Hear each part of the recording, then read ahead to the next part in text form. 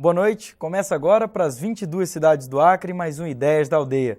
Eu sou Diogo Soares e no programa de hoje eu vou conversar com um artista plástico, escultor de Chapuri, acreano, Gesileu Salvatore. Boa noite, Gesileu. Bem-vindo ao Ideias da Aldeia, falando aí para as 22 cidades do Acre. Aí você falou Chapuri, eu lembrei do... Eu sou acreano e chapuriense do pé rachado, né? Como eu tinha acostumado a dizer, né? Mas boa noite, Diogo. Gesileu, você recentemente teve o seu trabalho, teve um grande momento da sua carreira que também representou muito para as artes visuais do estado do Acre. Você hoje ainda tem uma exposição sua na Sala do Artista Popular, no Rio de Janeiro, no Centro Nacional de Folclore e Cultura Popular, que é a sua exposição, uma exposição que teve também no Memorial dos Autonomistas aqui em Rio Branco. Exatamente. E que faz um apanhado desse trabalho que você desenvolve e que é bem característico, que é tirar da mata, extrair da mata obras de arte. Algumas coisas que a própria floresta já produziu, você dá uma acentuada, né? Uma acentuada né, na produção artística da própria natureza. Isso. E coloca, enfim, o teu toque artístico nisso. E agora o público do Rio de Janeiro está podendo ter acesso a essa exposição que está acontecendo. Eu queria que você falasse um pouco para a gente, inclusive no programa de hoje nós vamos ter imagens das exposições e das peças do Gesileu, tem algumas coisas que a gente tem aqui no estúdio também. E eu queria que você começasse a falar como é que começou essa história, essa relação tua com a arte, de perceber que você podia tirar daquela floresta que você conhece desde pequenininho, obras de arte. Eu acho que, como eu sempre falo, acho que as raízes, né? Eu acho que as raízes da gente, no momento de você criar determinadas coisas, elas falam muito alto, né? Não tem como, né, você não ouvir, né?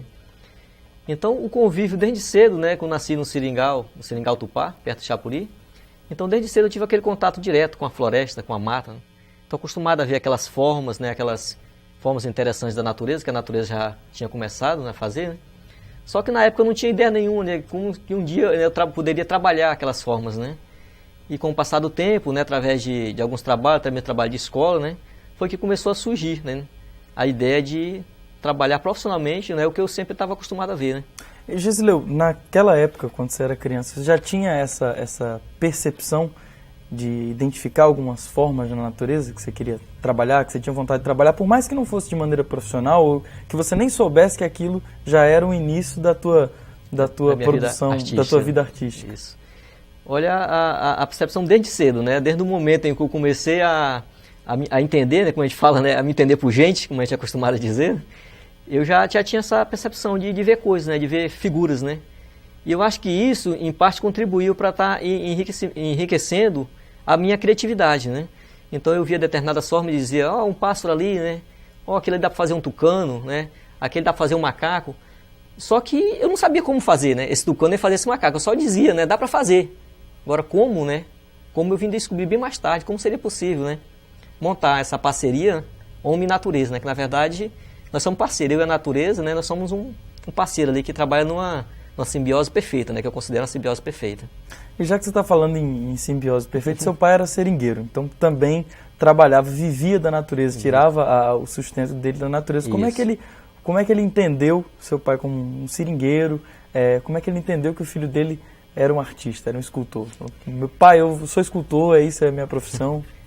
O Diego, no começo, foi um pouco difícil, né? Porque aquilo para ele era uma coisa que ele estava acostumado a ver no dia a dia dele, né? É uma coisa também, como meu pai cortava seringa desde muito pequeno, né? Na época que usava poronga na cabeça, com idade de 10 anos, né? De 10, 8 anos, ele já cortava seringa, já acompanhava alguém no corte da seringa, né? Então, é uma coisa que ele sempre teve o costume, sempre ele via, né? Sempre estava na frente dele.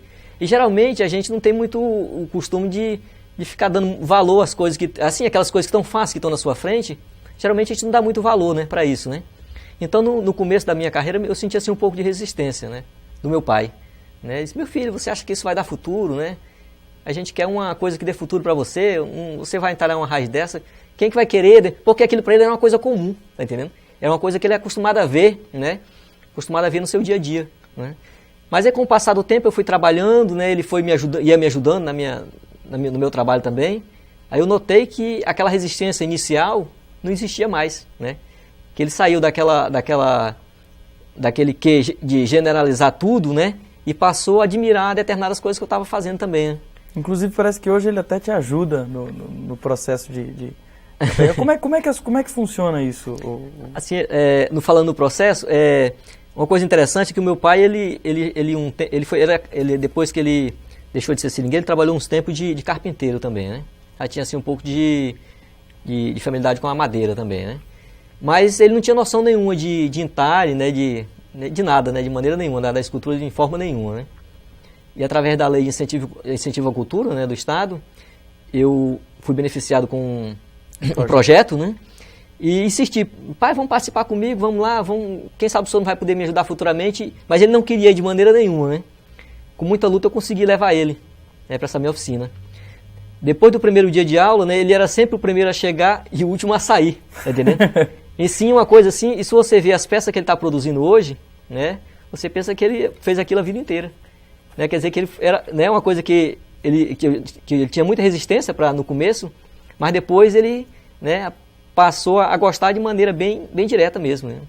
Gisleu, com relação a esse gosto pela arte, a gente sabe também que é muito difícil de se viver de arte. Portanto, muito daquilo que se produz em arte acaba tendo que ter um valor comercial, porque se você não consegue vender e não consegue sobreviver daquilo, isso acaba se tornando mais um empecilho para você produzir. E você, além de fazer entalhe em madeira e de ser conhecido, está se tornando conhecido como um escultor, você trabalha com artesanato há muito tempo. Inclusive até esse colar que você está usando, acredito que você deva ter feito. Como é que é essa divisão entre o artista que produz para os olhos e o artista que produz para que as pessoas comprem o produto? Olha, na verdade, isso aí eu acho que é uma das coisas mais difíceis para o artista, é a parte comercial. Né? É você trabalhar para vender determinadas coisas, porque o público ele não quer comprar qualquer coisa, né? Então eu gosto até de definir que o artista ele trabalha em duas fases. Ele trabalha na fase comercial, né? E na sua fase pessoal, que é o que ele fazer o que ele realmente gosta de fazer, né? É aquilo que ele se sente bem em estar fazendo, mesmo que aquilo não venda, tá entendendo? Mesmo que comercialmente não venda, né? Mas eu defino isso da seguinte forma, né? Em duas fases, né? Da parte comercial e da parte pessoal. E tem diferença entre fazer arte e artesanato? Porque o artesanato você produz em maior quantidade, não é isso? Na verdade, o que separa uma coisa da outra, eu acredito que é uma coisa, tá entendendo? Mais do ponto de vista de cada um, né? De cada pessoa que vê, né? O artesanato é uma coisa está mais ao alcance, né, das pessoas, né, por ser bem mais barato também, né, mas mais uma forma de repetição, né, você faz eu cito, né, conversando com alguns amigos, que se você produz uma peça, esse colar, por exemplo, que está aqui no meu pescoço, né, eu fiz um deles só. Ele é feito de que material? É castanha elétrica? Elétrica? É a castanha elétrica que chama, só que essa aqui é pequenininha, que a gente consegue ela, né, pequena, é difícil, mas a gente consegue, né. Esse castanha elétrica com o quê? Castanha elétrica com inajá, que é um coquinho também que a gente corta e trabalha. Né? Na verdade, esse colar, como ele é uma peça única, não tem outro igual a ele que não foi feito ainda, ele não é um artesanato. Eu considerei ele uma peça de arte. Agora, no momento que eu pegar esse colar e reproduzir ele 5, 6, 10 vezes, ele vai deixar de ser artes plásticas e vai passar a ser artesanato. Eu não sei se a forma correta de definir a coisa é essa. Mas para você... Eu vejo ela dessa forma. É por isso que eu digo que o que define uma coisa da outra é mais de acordo com a visão de cada um, entendeu? É uma coisa assim muito... Gisleu, você quando começou a se dedicar mais à questão a perceber que esse teu dom, essa tua vontade tinha relação com a produção artística, você começou a estudar sozinho. Quais são as tuas referências? O que é que mais te encantou no mundo das artes? Olha, a gente aqui no nosso estado a gente tem uma dificuldade muito grande que você mesmo sabe que a gente não tem escola de arte assim, né, de maneira mais, né? Então a maioria dos nossos artistas aqui são autodidatas, né? Digamos que 99% são autodidatas, né? Inclusive às vezes na nossa viagem citando esse fato as pessoas ficam admiradas, né? 99% são autodidatas, quer dizer, só 1%, tá entendendo? E esse 1% veio de fora, não estudou aqui, né? Então o que a gente tem que fazer é isso, é correr atrás para descobrir novas formas, né? Então, quando eu comecei a trabalhar, não tinha ideia nenhuma do que era uma peça, né, um estilo surreal, o que era uma o que era uma escultura, o que era um alto relevo, um baixo relevo, né? Então a gente, quando eu comecei, eu não tinha ideia de nada disso, né? Era intuitivo. Era intuitivo, só fazia, mas sem saber como definir aquela coisa que estava sendo feita. Você acha que foi importante você ter adquirido conhecimento nessa área para melhorar o teu trabalho? Eu acredito que sim. É porque o interessante é quando você faz uma coisa e você sabe o que você está fazendo. Isso eu acho muito interessante, né? E qual foi o artista que mais te tocou, que você conheceu? Olha, assim, apesar do meu trabalho ser um pouco diferente do dele, que eu acho que é bem diferente, né, o Salvador Dalí é um artista que eu sempre admirei, né? E continuo admirando até hoje, né? O trabalho dele, eu não me canso de olhar, quando eu penso que descobri alguma Tem coisa... mais alguma coisa? Quando eu penso que descobri aquela determinada obra, tá entendendo? Eu vejo que eu não descobri nada ainda, eu estou viajando ainda, tá entendendo? Então acho que é isso mais que eu admiro na obra do Salvador Dalí, é isso, né? Você pensa que está descobrindo determinadas coisas, né? E quando você descobre uma, tem mais 10, 20 para você descobrir, né? Agora, pelo que a gente pode ver também, é interessante, e a gente até citar, que dessa tua exposição, essa relação que existe entre o trabalho de um artista e outro, como a maneira como as pessoas consomem a arte que é produzida. E dessa tua exposição, o Danilo de Sacre, que também é um artista visual acreano, produziu um vídeo. A gente está até com esse vídeo aqui, a gente tem como mostrar. E esse vídeo, ele retrata a tua visão sobre as coisas da natureza. Inclusive, quem quiser encontrar esse vídeo pode procurar a Fundação Elias Mansur, procurar o próprio Danilo de Sacre. E nesse vídeo, pelo menos eu não pude ir à exposição, pelo menos nesse vídeo deu para perceber que a tua arte também tem um pouco de surrealismo. Sim, eu acho que tem bastante coisa também, né? Apesar de ser um pouco diferente da do Salvador, mas tem bastante coisa, né? E eu acho que esse vídeo ele veio somar, né? Que as pessoas viam o meu trabalho, mas não tinham ideia de como era feito. Eles achavam que simplesmente eu achava qualquer coisinha lá, tá entendendo? E já pegava e fazia uma peça de arte, né? E na verdade a coisa é muito mais profunda do que a gente imagina, né? Há um estudo, tá entendendo? Há uma época certa, há um estudo, né? Há uma preocupação em não estar destruindo o meio ambiente, de estar coletando aquilo que a natureza de livre e espontânea vontade está nos doando, né? Então esse vídeo ele veio reforçar determinadas coisas que eu já tentava de alguma forma explicar para as pessoas, né? Mas eu acredito que através desse vídeo vai atingir um número maior de pessoas, né? Que gostam do meu trabalho, né, para ter determinadas explicações, né, de coisas que antes não existia noção nenhuma sobre isso. Bacana. Gesileu, a gente vai para um rápido intervalo, daqui a pouco a gente volta. Não sai daí, daqui a pouquinho a gente está de volta nesse bate-papo com o Gesileu Salvatore.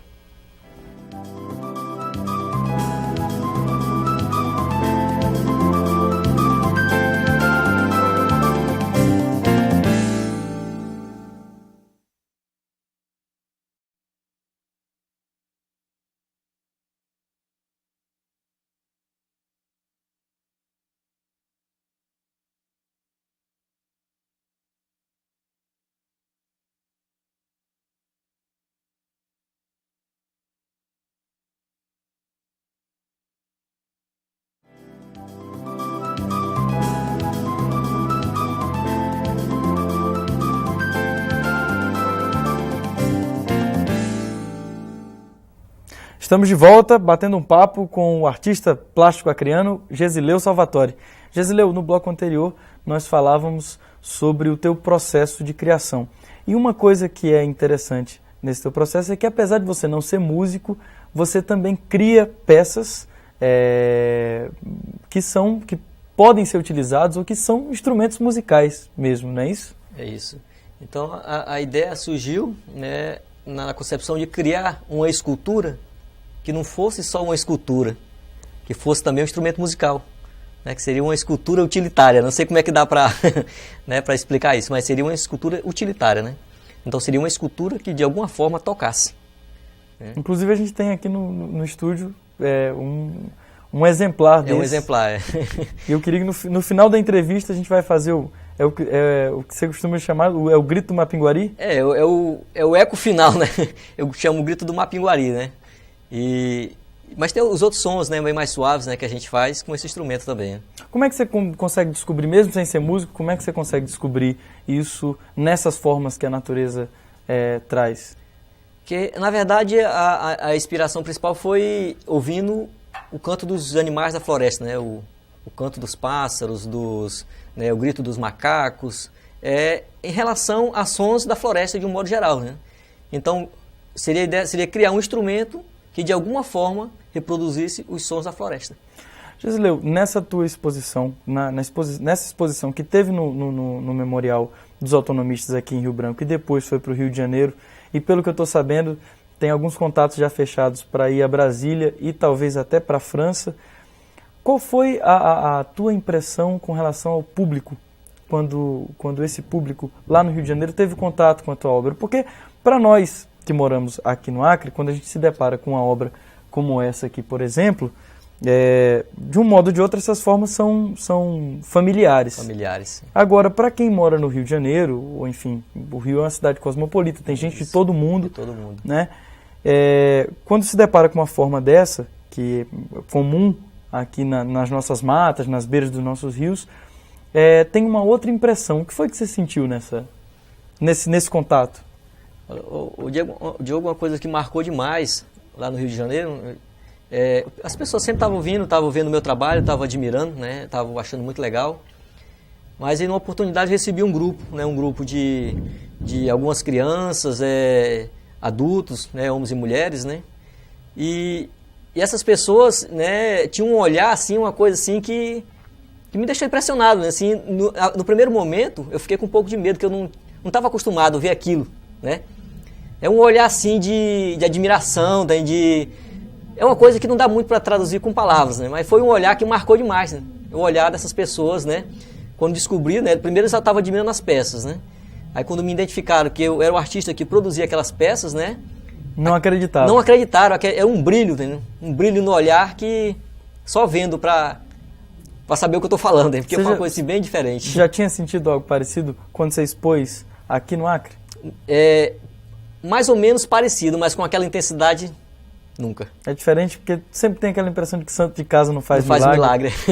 Tem alguma diferença que você percebeu depois desse teu trabalho, que o teu trabalho foi apresentado lá no Centro Nacional de Cultura Popular, mais especificamente na Casa do Artista Popular? A Sala do Artista Popular. Na Sala do Artista Popular.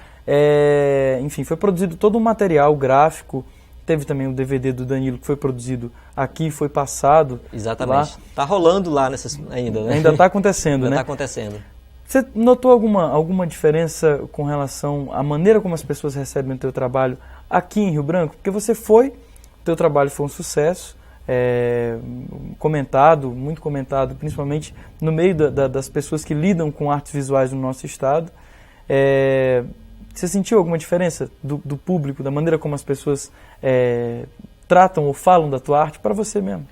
Sim, eu notei um pouco de diferença, né? Assim, até mesmo a curiosidade das pessoas, né, que não conheciam ainda meu trabalho, mas quando souberam que eu tinha ido, né, fazer essa exposição no Rio, né, aí criou aquela curiosidade de, poxa, o trabalho desse cara deve ser legal, que, né, tá expondo no Rio de Janeiro, né, conseguiu, né, com toda a dificuldade que a gente tem de morar onde o vento faz a curva, né? No sentido literal, onde o vento faz a curva.